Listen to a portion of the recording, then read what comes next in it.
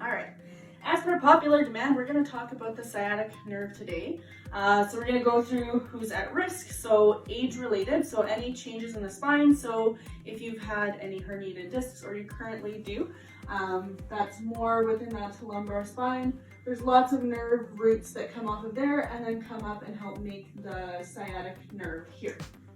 And then bone spurs are also really relative. So if you can think about it, if you have any bone spurs on those vertebrae or right in through here, that will cause some catching. So bone spur is really just a calcification of the bone and a buildup. So it can cause catching of the nerve, muscle, or ligaments. So we want to make sure that we're addressing these issues, make sure that there's no extra tension there. Obesity, and we can also add pregnancy to that because you're going to be adding a little more weight in through here, adding more weight into the other joints, so just extra stress. So if you can imagine, if we have more weight in the front here, we're almost tensing more of that nerve and asking it to do more than it needs to do. Next up would be your occupation. If you have a job where you're twisting a lot, where you're twisting in like various ways like that, or if you have to constantly lift heavy loads, or if you're driving for long periods of time, that's something that you do for work, that will all put strain through the system as well if you're not keeping well mobilized and up with things, and your training techniques or your lifting techniques aren't great. And then lastly, they're prolonged sitting. So a lot of desk chair workers that we see, you're going to be sitting on that glute pretty much all day. So adding just a little bit more compression to that area. So we want to make sure that we get some mobilization. There are other risks that are also there, but these are the more common ones that present it. And then I just want to talk about the nerve in general. So our nerves are supposed to have 3 different properties. So we'll go through them. So your nerve should be able to glide, okay? So it goes nice and smooth. It should be able to slack, so it'll be nice and loosey-goosey. And it should be able to tense in a few different ways, okay? So if you affect one of those 3 areas, you're going to have an effect on all of them. So if you think about it, so this piriformis muscle, that's normally the one that gets compromised the most with this. So where it is relative to the sciatic nerve. So we have our sciatic nerve right here, and then the piriformis muscle lies directly right on top of it. So if you think about it, if that muscle is really tight and you have the nerve trying to go through here, if it's being compressed down on, it's not going to allow for much movement. So that goes with our glide property. So remember, nerves are supposed to glide really well, but if you have an area that is really tight and compressing, you see how we don't get that glide as much. So we want to help relieve those areas of tension. So we'll go through a couple quick assessment tools for you, just so that you can have an idea of how you can test this yourself. So I'm just gonna come here on the table. So this is a quick test, I'll just review it. You slouch with really bad posture, then you look down, and then you raise one leg. If you feel any numbing or tingling or even burning sensations through here, we don't want that. Or if you feel like it's more muscle tight than normal, that's what we're also looking for. If you also can't get full knee extension here or ankle dorsiflexion, so toes up here, those are also indicators. Another one that you can do, and this one will be really easy for you to test right before some of your exercises that we'll go through, is just a single leg raise. So you're gonna lie on your back, you're gonna have that foot up just like that, and then you're gonna lift the leg. We want to get to this 90 position. That's the ideal position that we have without numbing, tingling, or burning sensations. And we also don't want to be feeling anything in our back. That is more disc related as well. If you're lifting here and you start to get a little bit of a knee bend, you probably do have a little bit of neural tension in your system.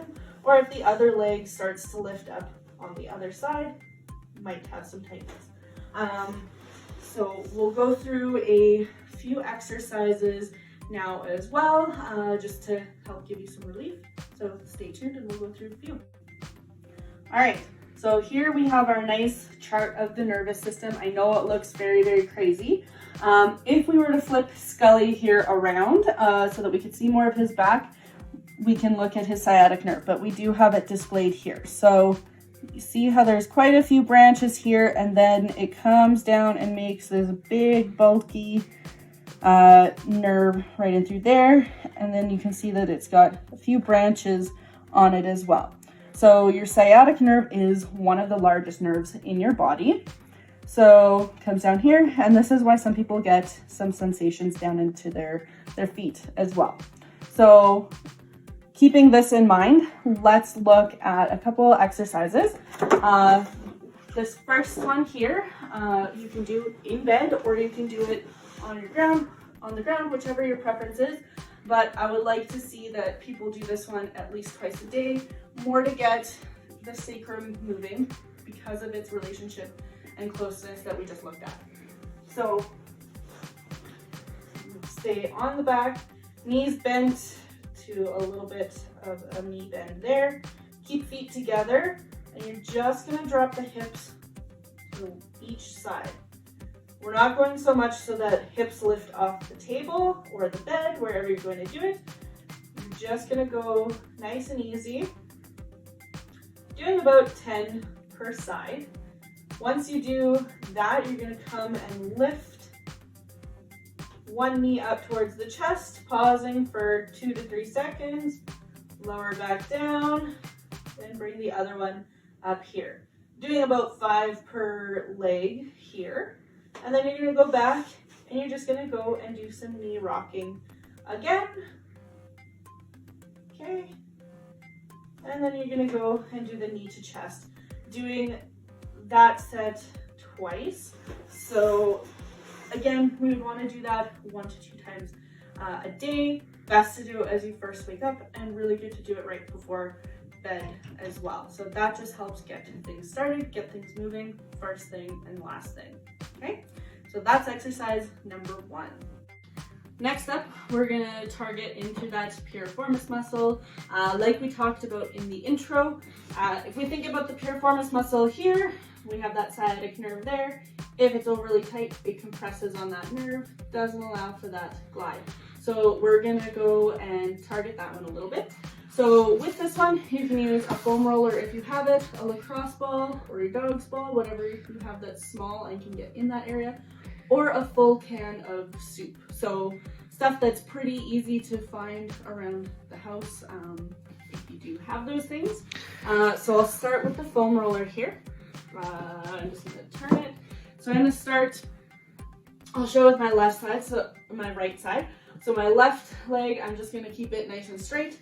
The right side, I'm just gonna cross over, okay? So then we're gonna roll, find that sweet spot. So this is right where that piriformis is. So what I mean by the sweet spot is it's an area that's maybe gonna have a little bit of irritation, so it might be a little tender. But the goal with this is nothing more than a 3 to 4 out of 10 for pain. So we don't want to beat him up too much. He's not too much of a criminal, but he does need the time. So we're gonna go and roll that one. Okay, I do that for about 30 to 60 seconds. You don't have the foam roller. Whoops. We're just gonna take that in that same area, so we can cross over, and you can do that same release there. Again, 30 to 60 seconds, and you can do this once a day, okay? That's exercise number 2. All right, so we're gonna go through a bit of a neural stretch here. So just targeting that nerve in general, helping out with that glide property that we talked about in the beginning after we've released that piriformis muscle, because now we wanna get that guy moving. So what you can do is if you have a home gym like we do here, great. Or if you have kids that are, not quite ready or not quite tall enough to reach the sink yet, you probably have a little step at home that they're using for that. Now look at that, you get to benefit from their shortness. We used to have one when I was a kid, so that's why I thought of that. Or you can just use your stair here at home. We don't want anything too high because we don't want to put too much strain, too much elevation into this one. Okay, so what you're gonna do is you're gonna put the heel on the stepper or the step, whichever is most accessible to you, toes pointed up towards you. And then you're gonna have hips nice and square facing forward. And then you can tuck the chin, and then you're gonna bend forward, feel a light to moderate stretch, and then you come out of that one, and then you go back and return into it. So I'm only gonna hold for about 3 to 5 seconds each time I go down, and we're gonna slowly come up. Give it a couple seconds, rest at the top. For those of you that are maybe a little bit more inflamed, more flared up, I would only suggest doing about 10 of these. For those that are moderately flared, I would suggest about 15. And those of you who are light, I would say about 20. This one I would try and do at least a couple of times a day. It's something that can be really quick, really easy for you to do, and not going to take up too much of your time. And then the fun fact about the sciatic nerve is because it's on both sides, it does have that meeting point in the middle. If you do it on the side that's not inflamed or flared up, you can have an effect on the other side as well. So that will be helpful for those of you that are really flared. Maybe try doing it on your other side and just help with that glide property there as well. I would always suggest doing this on both sides just to help with that property anyways. So give that one a try and let me know how you feel.